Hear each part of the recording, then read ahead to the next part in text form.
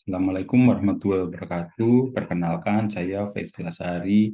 Di sini saya akan menjelaskan tentang perancangan e-health berbasis mobile pada BPM Sri Handayani Sidoarjo.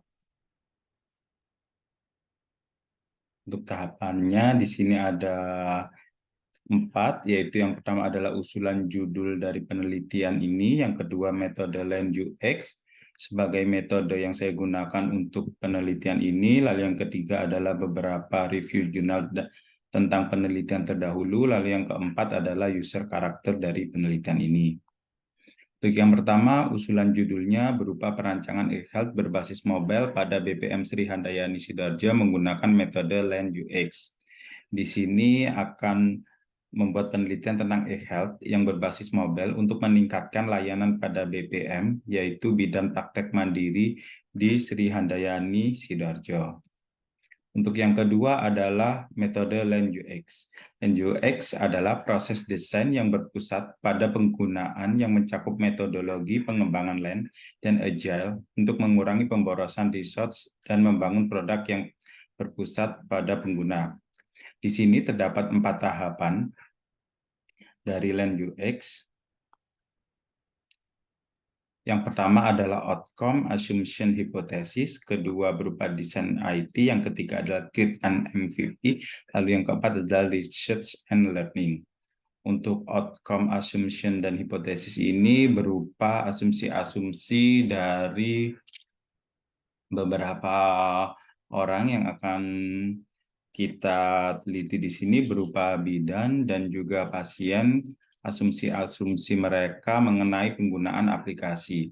Lalu yang kedua adalah desain. Desain IT ini berupa wireframe, nanti untuk kegunaan-kegunaannya dari yang kita dapat dari asumsi-asumsi beberapa narasumber tersebut.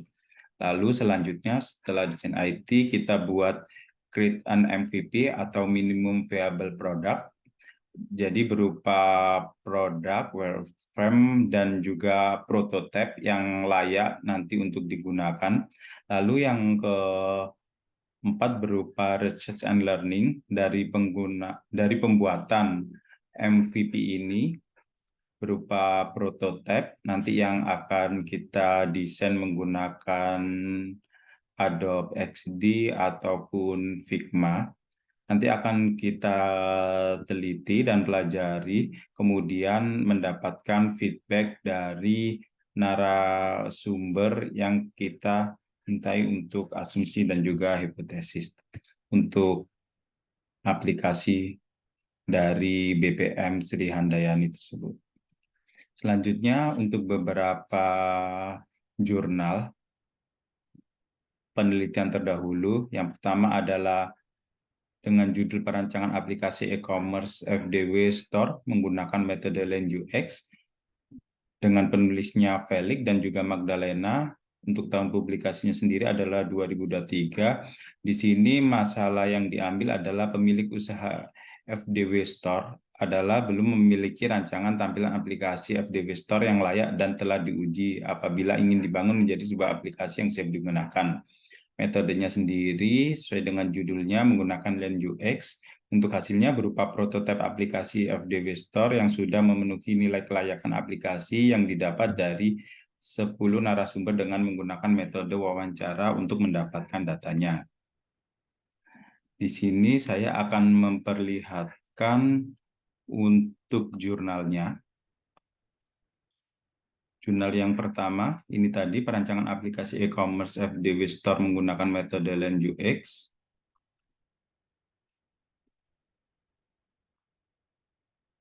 Di sini metode penelitiannya dengan menggunakan Land UX, lalu setelah itu menghasilkan beberapa wireframe seperti ini, daftar dan masuk, kemudian wireframe home, pulsa, dan setelah itu didapatkan sebuah prototipe seperti ini. Prototipe untuk tampilan fitur pulsa, top up games, ada juga top up e-money, Dari sini ada tampilan fitur akun, lalu pada tahapan feedback dan research-nya, atau tahapan yang terakhir berupa research and learning, terdapat beberapa perubahan sebelum dan sesudahnya. Nah, seperti ini juga ada sebelum dan sesudahnya untuk fitur akun, lalu yang sebelumnya ini untuk fitur transaksinya. Dan ini hasil persepsi yang didapat dari 10 narasumber.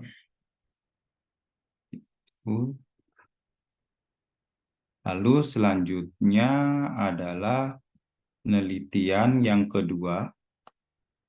Di sini dengan judul perancangan desain antarmuka pengguna dengan metode Land UX pada aplikasi sistem informasi Desa Cibentang berbasis Android. Dengan penulisnya Nur Ihsan, Petrus Sokibi, dan juga Rifki Fardin. Untuk tahun publikasinya 2023 juga. Untuk masalah utama yang diambil dalam penelitian ini adalah keluhan dari beberapa masyarakat dengan tampilan yang tersedia di website Sistem Informasi Desa Cibentang yang dianggap kurang menarik ketika masyarakat mengaksesnya menggunakan sebuah smartphone Android. Untuk metodenya, yaitu metode Land UX, hasilnya berupa prototipe aplikasi yang dirancang dengan hasil nilai 1,95 dengan nilai komparasi yaitu excellence, lalu kualitas hedonis berjumlah 1,5 dengan nilai komparasi good, dan kedua nilai tersebut memiliki rata-rata jumlah nilai keseluruhan 1,73 dengan nilai komparasinya adalah excellence. Dari hasil pengujian tersebut disimpulkan bahwa terdapat peningkatan pengalaman pengguna yang sangat signifikan saat menggunakan aplikasi Sistem Informasi Desa Cibentang. Untuk jurnal yang kedua sendiri, ini adalah untuk jurnal keduanya dari Jurnal Sosial dan Teknologi tahun 2023 bulan September dengan judul tadi perancangan desain antarmuka pengguna dengan metode Land UX pada aplikasi Sistem Informasi Desa Cibentang berbasis Android. Dari sini kita lihat metode penelitiannya yang digunakan adalah Land UX. Di sini terdapat bagian prosesnya berupa declare assumption, create and prepare and experiment, dan juga feedback and research. Itu. Selanjutnya di sini terdapat penyebaran kuesioner untuk declare assumption-nya, untuk asumsinya. Dari sini kita dapat lihat hasil kuesionernya. Setelah itu di sini ada user personanya, kemudian untuk fitur-fitur yang akan dibuat,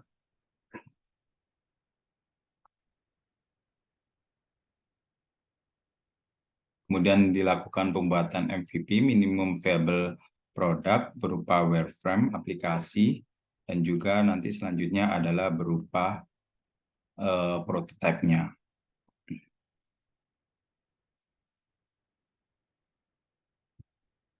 Itu, dan di sini hasil untuk perbandingan website dan aplikasinya. Dari yang website sendiri tadi yang sebelumnya dengan comparison-nya, kualitas pragmatisnya pada rata-rata min 0,4, comparison-nya bad.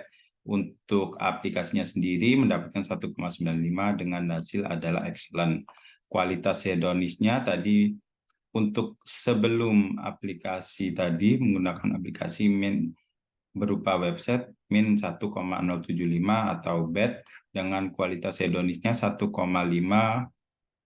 dengan comparison-nya adalah good. Untuk keseluruhannya sendiri pada hasil pengalaman penggunaan website minus 0,74 atau bad, dan aplikasinya sendiri keseluruhannya 1,73 atau excellent.